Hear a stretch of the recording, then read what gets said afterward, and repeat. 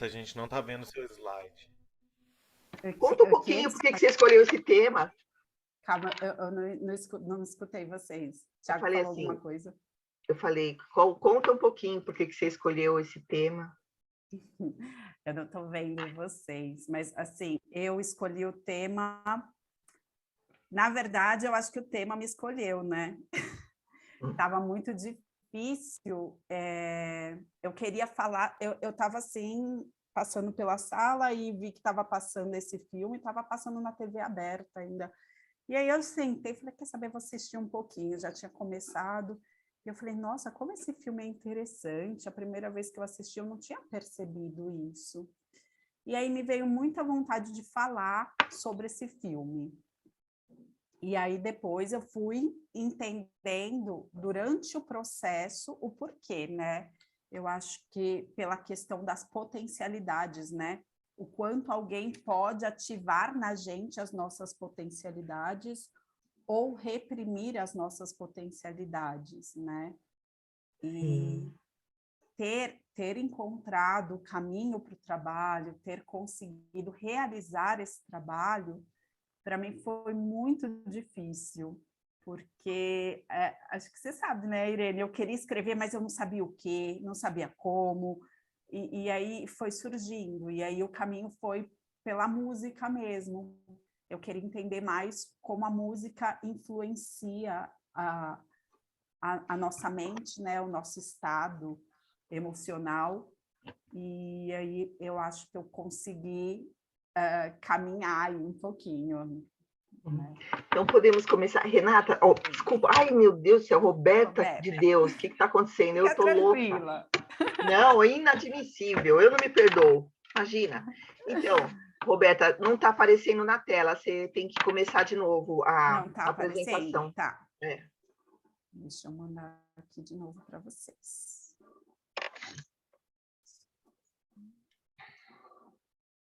E agora? Agora sim, muito bem, podemos começar. Então, eu vou falar um pouquinho sobre o filme Nasce uma Estrela, a música como expressão no relacionamento amoroso, a partir de uma análise junguiana. Agora não está passando o meu slide para frente. Vamos ver se aqui vai. Bom, então, nesse trabalho, eu analisei algumas letras das canções que o filme tem, né? E são elas, Lavigne Rose, Shallow, Always Remember Us This Way e a I Will Never Love Again, né? Que compõem o enredo do filme e que fazem parte do relacionamento dos protagonistas, porque eu queria entender como as canções ressoavam dentro desse relacionamento.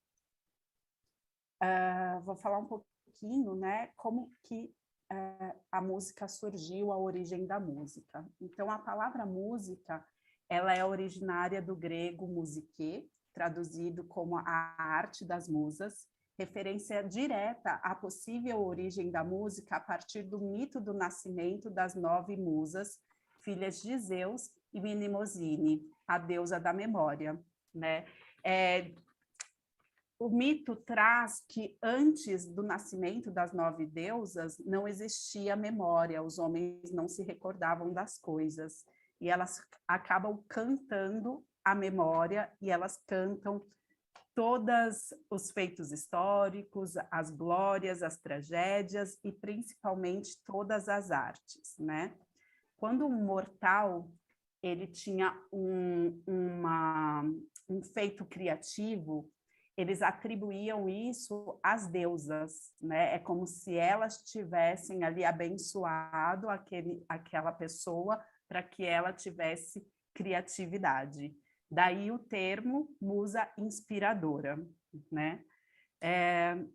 Se as musas são a origem da inspiração poética e transmite a história apenas ao poeta escolhido, por um lado, a gente tem uma outra figura, que é a sereia, que possui um canto que alcança qualquer humano. A sereia, ela traz um canto hipnotizante e que é considerado o mais belo entre todos os cantos. As sereias estão presentes em todas as culturas. Na cultura europeia, ela é representada por Ondina, né? Na cultura africana, ela é representada por Iemanjá, e no folclore brasileiro, ela é representada por Iara, né? É importante dizer que a sereia Ondina, ela atrai o homem para a morte, e a sereia Iemanjá, ela traz o aspecto da grande mãe. E todas elas nos trazem uma representação com o mundo ancestral. Cantora da vida do ouvinte imediato, da busca do sentido diante da proliferação de significantes sem promessas de significado e também do estímulo ao pensamento, a sereia precisava do humano para contrapor-se como presença no mundo. O canto da sereia canta a nossa verdade, ficcionando-nos. Mas, então, quando é que a música surgiu, né?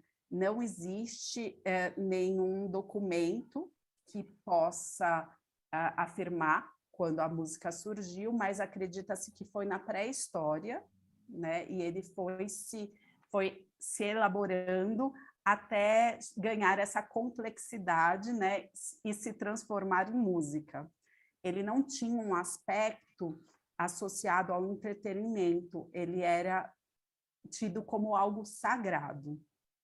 Então, nesse mundo obscuro pré-histórico, a música tinha poderes mágicos. As pessoas pensavam que eram capazes de curar doenças, purificar o corpo, o espírito e operar milagres no reino da natureza. Também no Antigo Testamento se atribuía à música idênticos poderes. Basta lembrar apenas do episódio em que Davi cura a loucura de Saul tocando harpa. Então, o que é a música, né? De um modo superficial, a gente pode dizer que a definição da música é que ela é uma arte expressa por meios de sons organizados com uma combinação entre silêncio e som.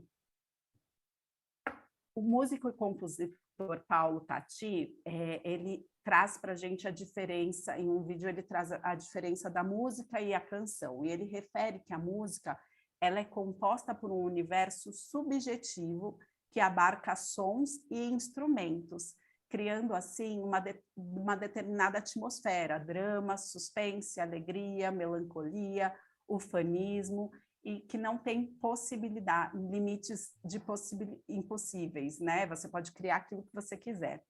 Já a canção, ela está dentro desse universo musical, mas ela se constitui de palavras cantadas, que querem dizer algo e que querem se fazer ouvir e entender.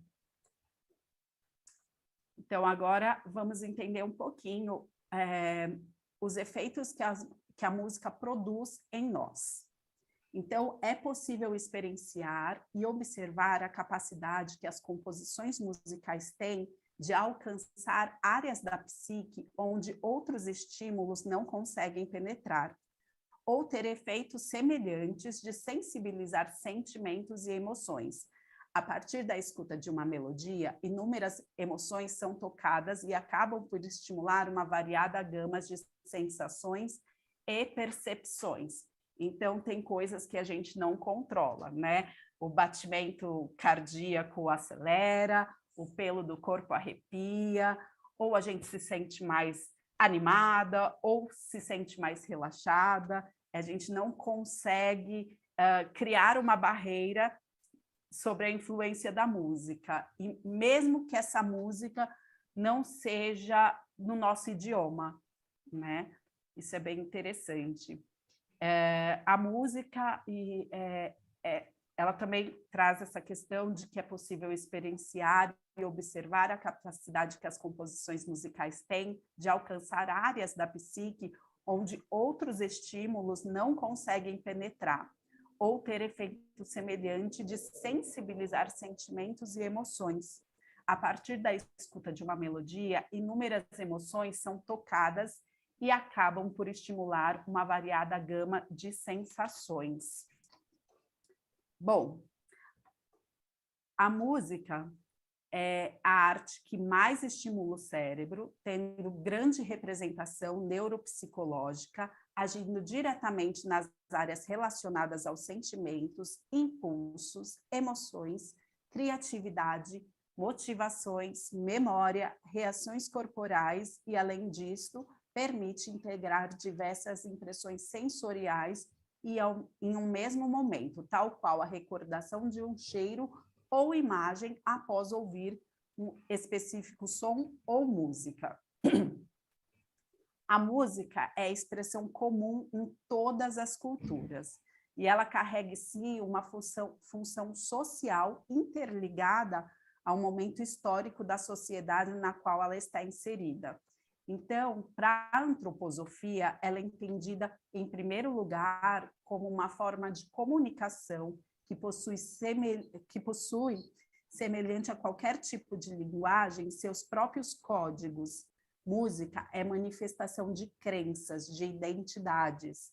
É universal quanto à sua existência e importância em qualquer que seja a sociedade. Ao mesmo tempo, é singular e de difícil tradução quando apresentada fora do seu contexto ou do seu meio cultural. Então, a música, ela traz essa questão da identidade, né, da cultura, e ela está presente em diversas atividades coletivas e rituais de passagem. Então, casamentos, batizados, rituais religiosos e até mesmo em funerais, né? Ela aparece ali como algo para acrescentar uma identidade ao evento e constitui uma atmosfera para expressar a emoção daquele momento, daquele evento. Bom, música e arquétipos. É consenso entre os pesquisadores que a música é uma expressão que se faz presente em todo o mundo, evidenciando que o ato de fazer música é arquetípico.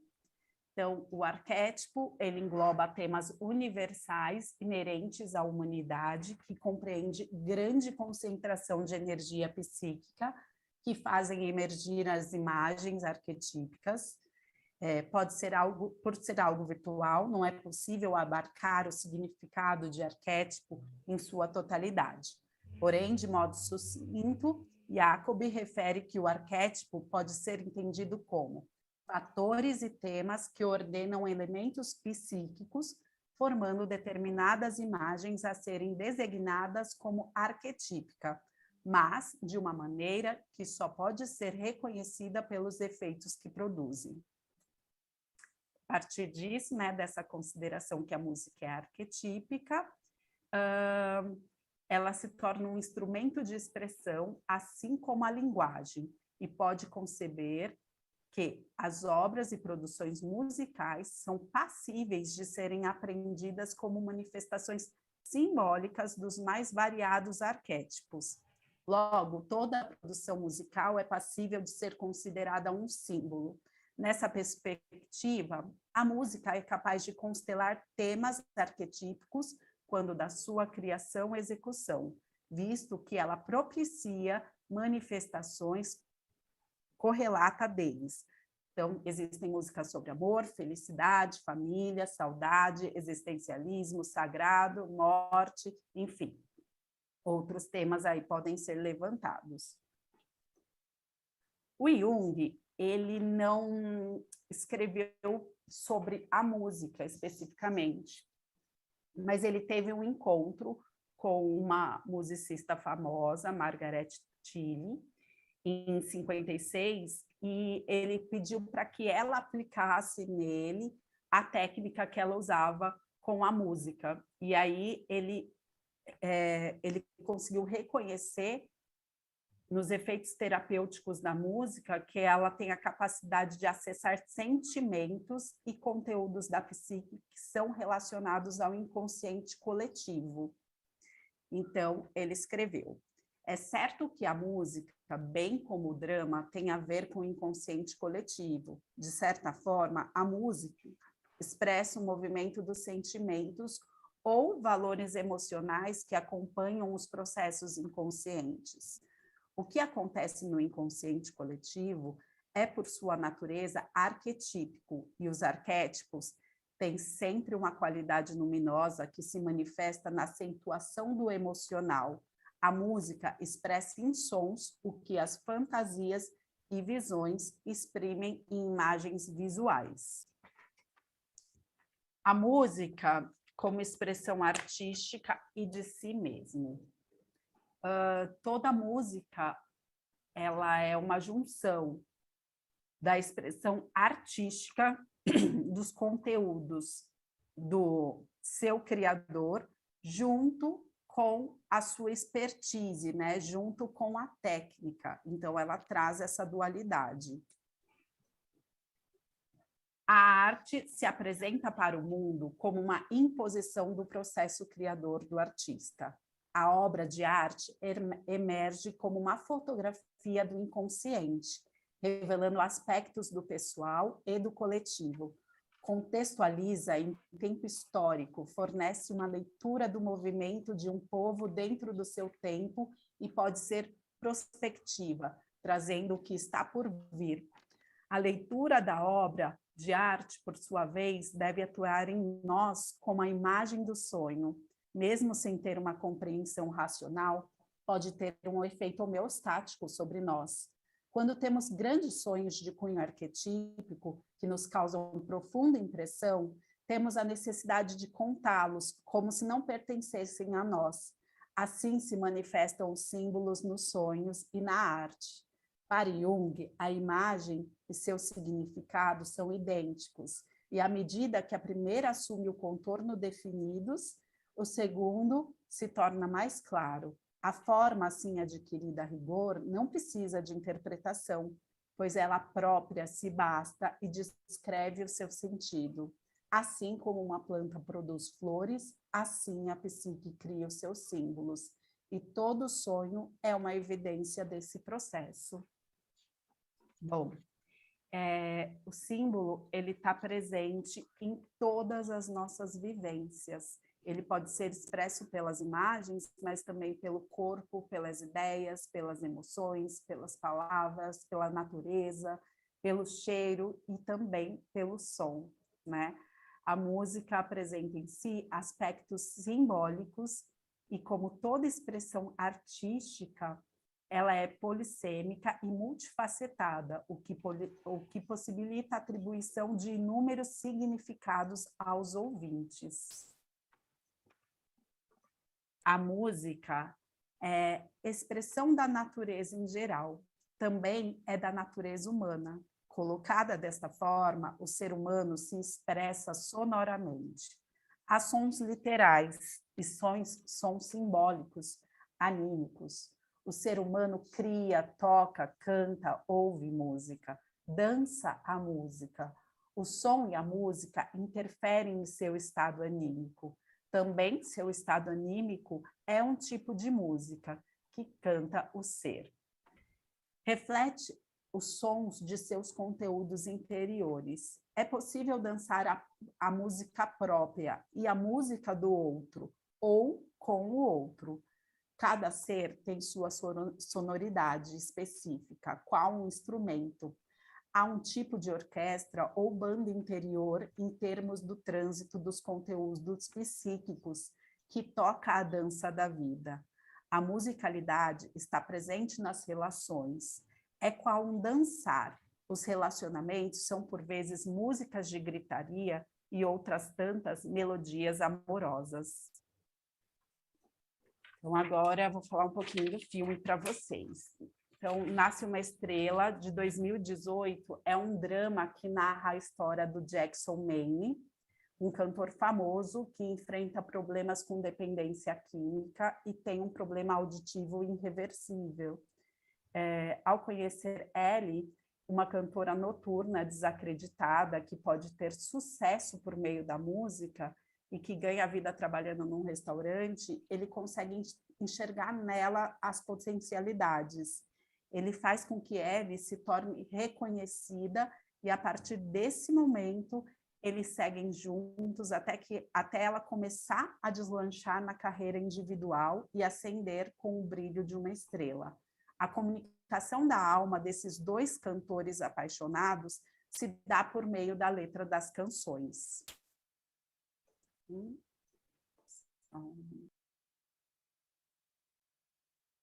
Estão me ouvindo? Sim. Tá, obrigada. Quis passar para vocês essa primeira cena onde eles se conhecem, né? Então, essa canção ela foi escrita pela Edith Piaf, né? Ela não foi uma canção composta para o filme, então ela é a única aí que não foi composta para o filme. E ela traz, né, essa sensação de algo cinza que se transforma em cor-de-rosa, né? Edith Piaf escreveu essa canção no cenário do fim da Segunda Guerra Mundial, né? E aí a gente pode pensar nessa questão da polaridade, né? Do amor e guerra, alegria e tristeza. Ela é importante no filme porque é quando o Jackson encontra a Ellie, né? E ela vai estar ali fazendo essa performance sensual, onde ela também traz esse convite a uma vida cor-de-rosa, né? E perfeita, e ele se apaixona por ela nesse momento. Eles vão até o camarim, vão conversar, né? A Ellie, ela está aí caracterizada, né, como fazendo uma referência aí a Edith, com a sobrancelha, cabelos escuros, e aí ele fala, essa não é você? Ela fala, não. E aí ele fala, eu vou esperar você para a gente sair, porque eu quero ver como você é realmente, mas ele já está apaixonado por ela. Então, a gente pode pensar que, na verdade, ele se apaixonou pela sua ama criativa, a qual ele já projeta em Ellie. A segunda canção é Shallow, né? Essa é a canção que eles vão para um bar depois de se conhecerem, da Ellie cantar a Lavin Rose, eles vão para um outro bar, e nesse bar eles têm uma conversa mais profunda, né? Onde a Ellie expõe para ele que ela não canta suas próprias composições por ter dificuldade e ter sido muito criticada por não atender um padrão físico estabelecido pela mídia. E após isso, o Jackson conta para ela que a sua mãe morreu quando ele nasceu no parto, e que ele foi criado pelo pai, o pai dele é alcoólatra, e o irmão, né, que criaram ele ali. E aí, nesse momento, a Ellie parece captar nele algumas dificuldades emocionais, para além da persona dele de cantor, né? E ela se levanta e começa a cantar a música para ele. Eu não vou colocar aqui, porque senão vai ficar muito extenso. Então, a canção ela é um dueto. A primeira parte ela é cantada e composta por Jackson, e a segunda parte é composta e cantada por Ellie. Então, ela é uma produção dos dois, tá? A letra traz um questionamento sobre a felicidade no mundo moderno e, ao mesmo tempo, um grande desabafo de se encontrar em meio ao vazio, né? Mesmo com tanto sucesso, o Jack se sente no vazio, e talvez as drogas possam ser a possibilidade que ele encontrou para fugir dessa realidade. Nesse sentido, podemos pensar que Jackson está vivendo o dinamismo arquetípico de Dionísio, Deus representante do vinho, das festas, do teatro, da fertilidade, da alegria, da máscara, do prazer e do entorpecimento. As pessoas que se tornam dependentes foram possuídas pelo lado negligenciado do arquétipo.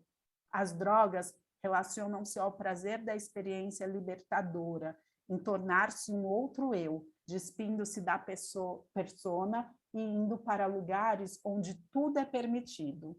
Nesse momento, regozijam-se experienciando o lado libertador dionisíaco, mas em seguida eclode os aspectos sombrios, como a selvageria, a loucura e a destrutividade. trazendo a ambiguidade de uma experiência libertadora, mas que ao mesmo tempo aprisiona. Porém, a vivência dionisíaca, que, quando estruturante, abre caminhos para a criatividade e a ampliação da consciência.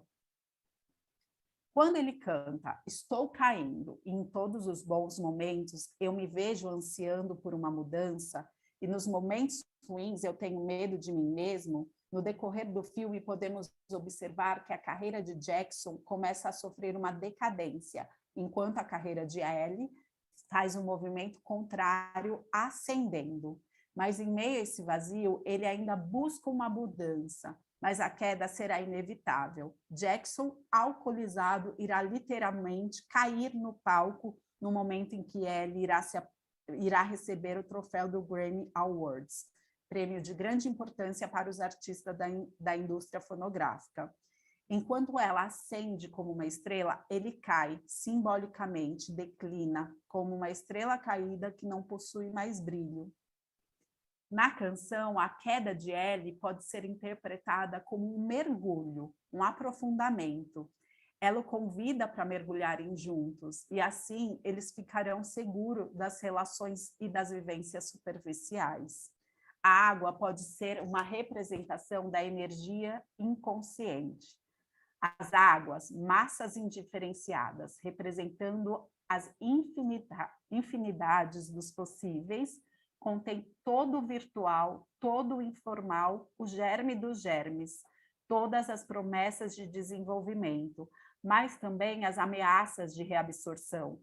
Mergulhar nas águas para delas sair sem se dissolver totalmente, salvo por uma morte simbólica, é retornar às origens, carregar-se de um novo num imenso reservatório de energia e nele beber uma força nova, fase passageira de regressão e desintegração, condicionando uma fase progressiva de reintegração e regenescência.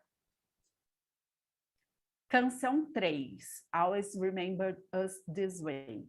A terceira canção que expressa simbolicamente os sentimentos e a emoção do relacionamento do filme é Always Remember Us This Way. É a música que fará Ellie ir rumo ao estrelato. Se Shallow é a música que traz a conexão entre os dois, Always é a música que realmente canta um relacionamento onde ela refere que ele descobriu coisas nela que ela não sabia.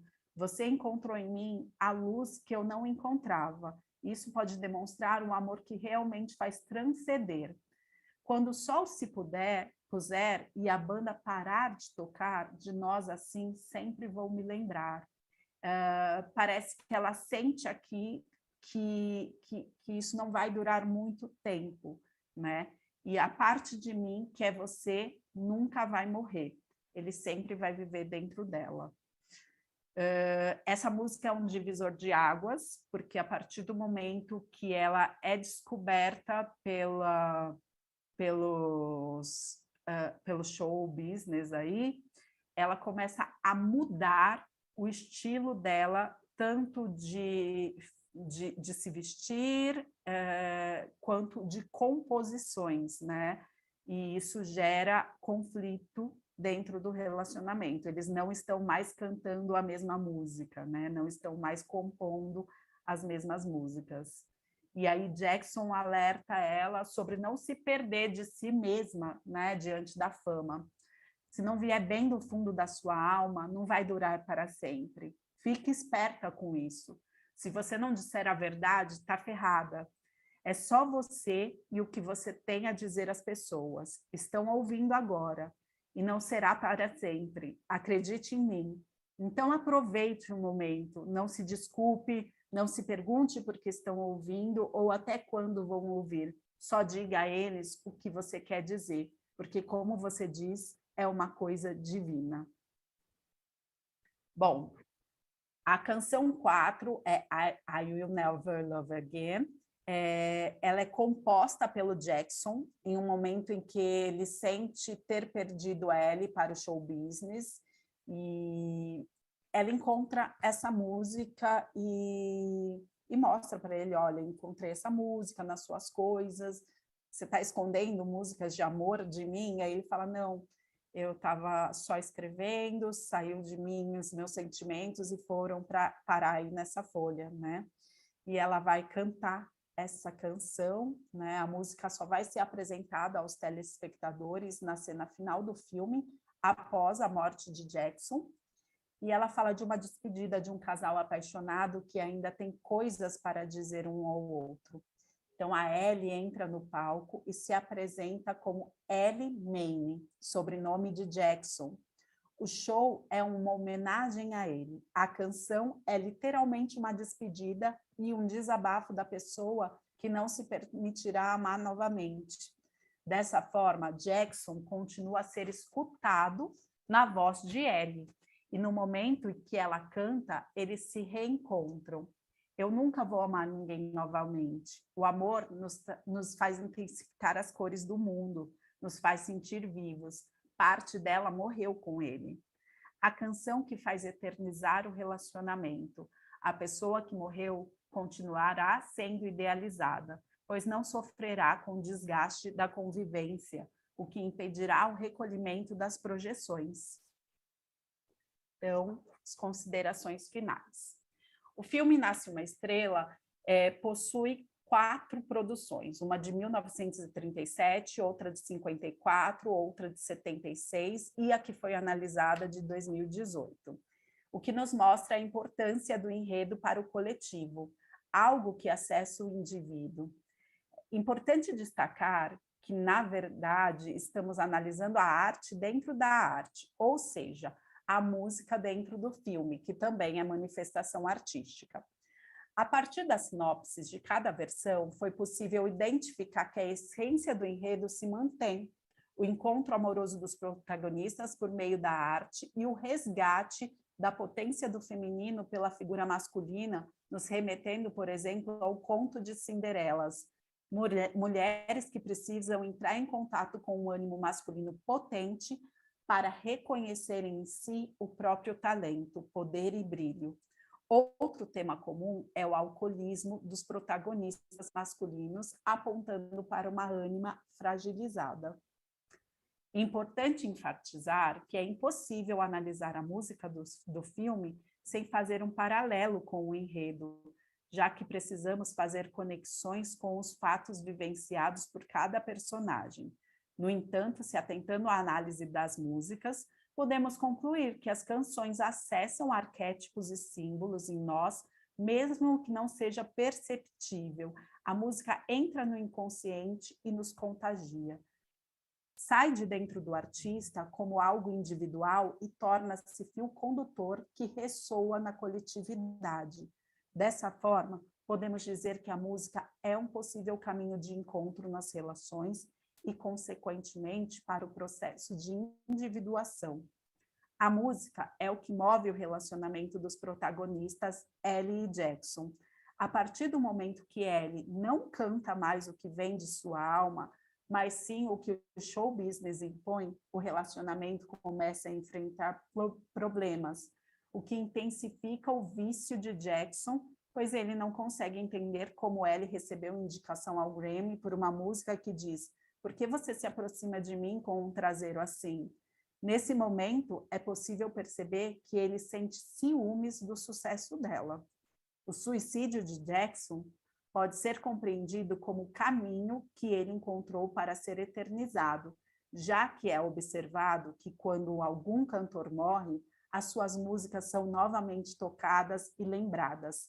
Também podemos pensar na morte dele como um sacrifício à sua musa Ellie, assim como a mãe de Jackson morreu para que ele pudesse viver, ele morre para que Ellie pudesse ascender, o que não seria possível com a sua presença física, pois ela já estava abrindo mão da sua carreira para priorizá-lo e apoiá-lo na luta contra a dependência química. Assim como a mítica da sereia, que precisa do humano para contrapor-se como presença no mundo, Ellie precisou de Jackson para que sua voz fosse reconhecida. Ele foi fio condutor do estrelato de Ellie, Em contraponto, Ellie foi quem colocou Jackson novamente ao centro dos holofotes. Ao final do filme, quando ela canta a canção que ele compôs para ela, é como se eles se fusionassem, se tornando um só. A voz de Ellie mantém viva a composição de Jackson, fazendo com que a alma dele seja escutada. Ela se eterniza, ele se eterniza unindo-se à estrela. Será a primeira vez que o telespectador escutará o nome de Ellie, pois como Jackson relatou em seu primeiro encontro com ela, é só ficar famoso e começam a dizer seu nome completo. Ellie agora é Ellie Manning.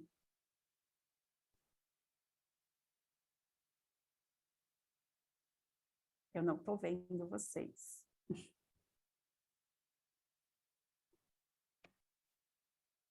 Põe a música, Roberta, quero ouvir. Eu não estou ouvindo. Mas ia ficar muito extenso se eu Não, pega aí, põe aí no YouTube, não dá? Eu queria ouvir. Qual delas? Tem tantas. A última canção, depois morte, pós-morte. A última, tá. Eu vou pegar aqui. Temos lá, temos todas aqui. Ai, que romântico. Gostei.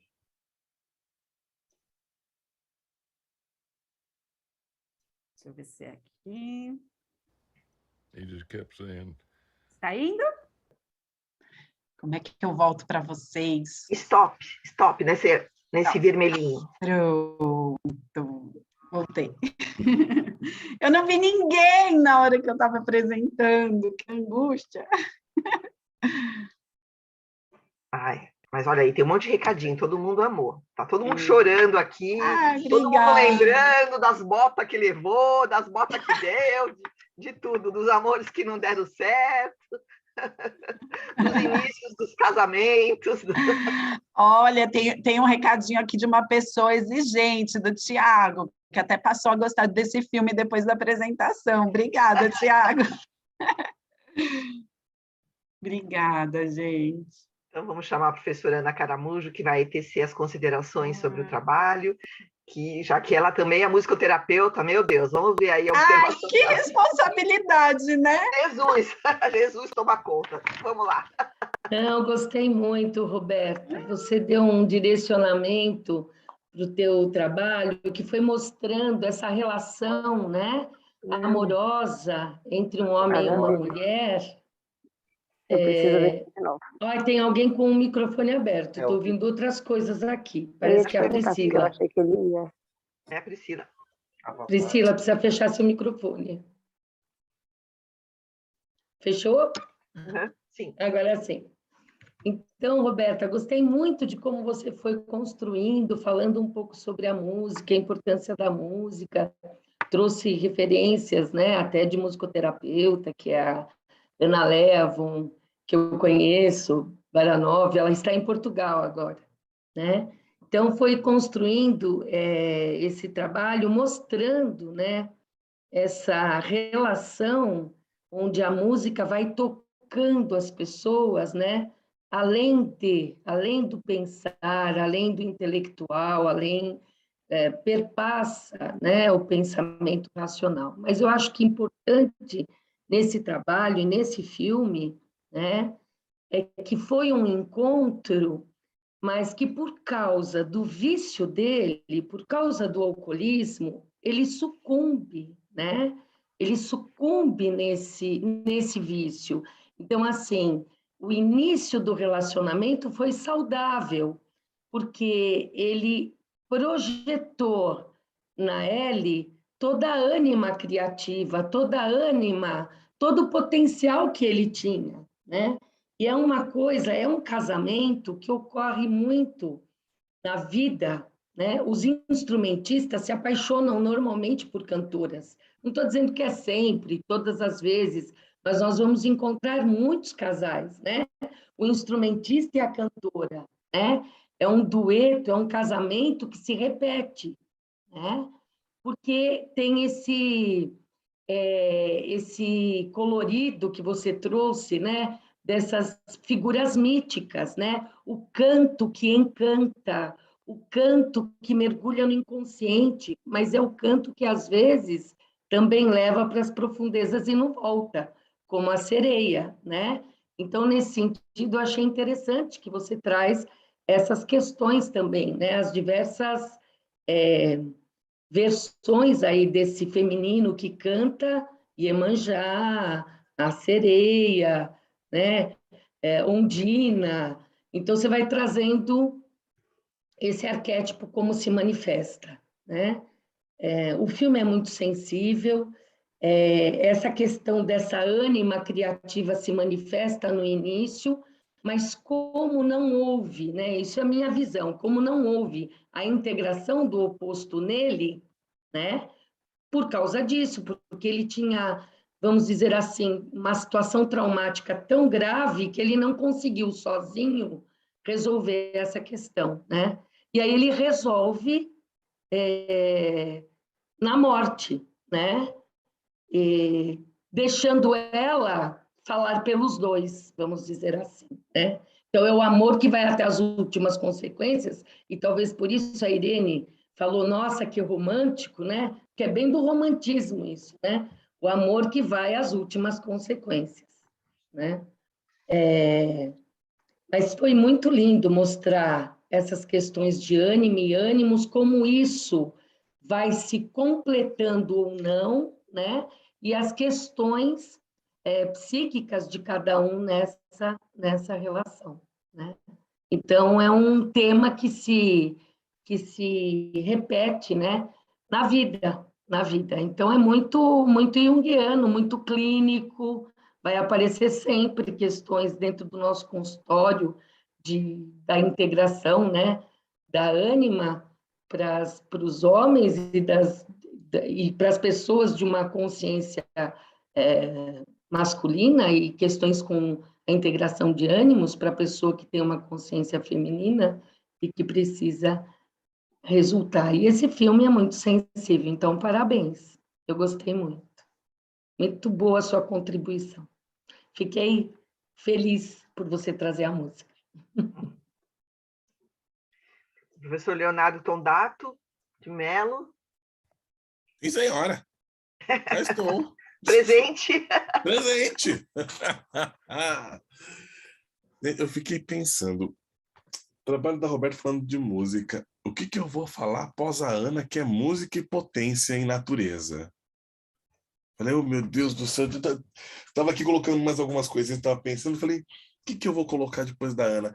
Mas, tudo bom, Roberta? Cadê você aqui? Ah, tudo bom?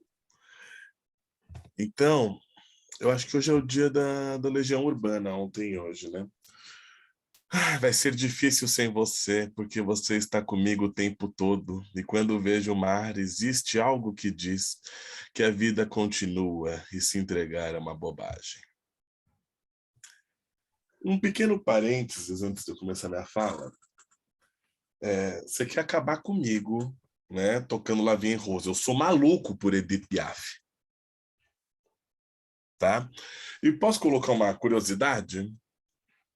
La Vie en Rose foi uma música escrita a um dos grandes amores de Piaf, um pugilista, Marcel. Após ela escrever La Vie en Rose e cantar para ele, ele morre em um acidente de avião. E aí ela compõe Mon Dieu, onde ela implora a Deus, né? Edith Piaf era católica, devota de Santa Teresa, tem até a história dela ter uma cegueira parcial e pedir a Santa Teresa, né? Onde na música Mon Dieu ela implora para pelo menos ficar mais 5 minutinhos com o amado antes de ser levado aos braços de Deus. É lindo.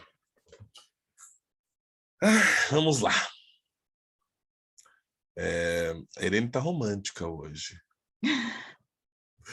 Vamos lá. Eu lembrei de alguns personagens, né, com a música, né? Nos contos de fadas, o flautista de Hamelin, Orfeu e Eurídice e o próprio Apolo.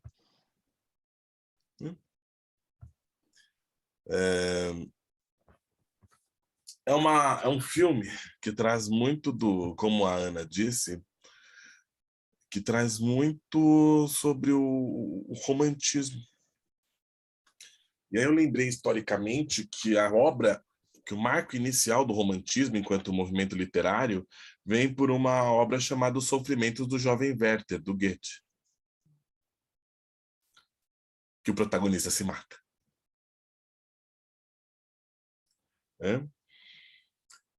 Então eu lembrei o mito dos andrógenos, do Platão, que daí são separados, você fica em busca dessa sua contraparte, né? O que me faz desembocar no Sanford, os parceiros invisíveis. Né? A realidade, vamos contar aqui nós dois, Roberta, que o amor nos leva para uma estrada desconhecida, né? Você está lá tão bem, tão certinho na sua vida, de repente tem um fofinho chamado Cupido que te flecha e você vai entrar numa estrada desconhecida. Nesse sentido, se assemelha ao paralelo de uma jornada heróica também. Né?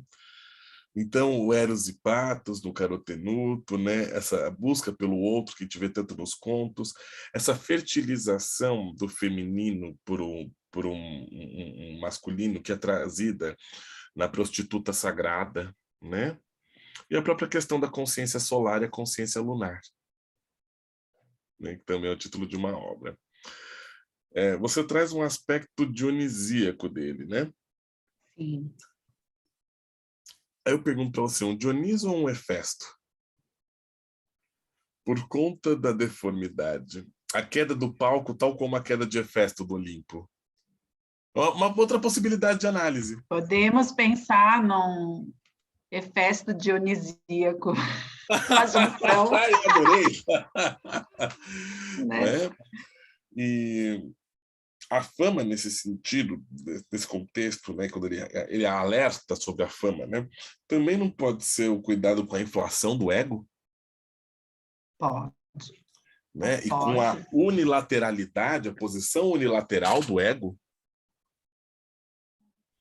Né? Parabéns, é um trabalho lindo. Eu, pessoalmente, na minha prática clínica, às vezes eu mando meus pacientes ouvirem música. Porque eu acho que isso traz, né, essa vivência nossa que às vezes a gente não consegue exprimir nas palavras, né?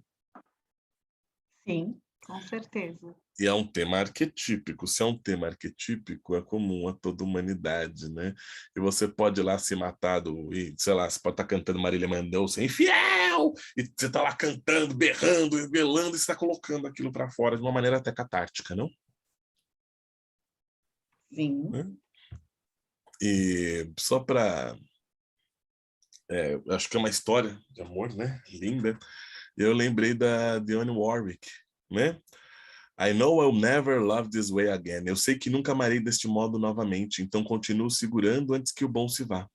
Eu sei que nunca amarei deste modo novamente. Parabéns, belíssimo trabalho, viu? Obrigada. Música. Obrigada.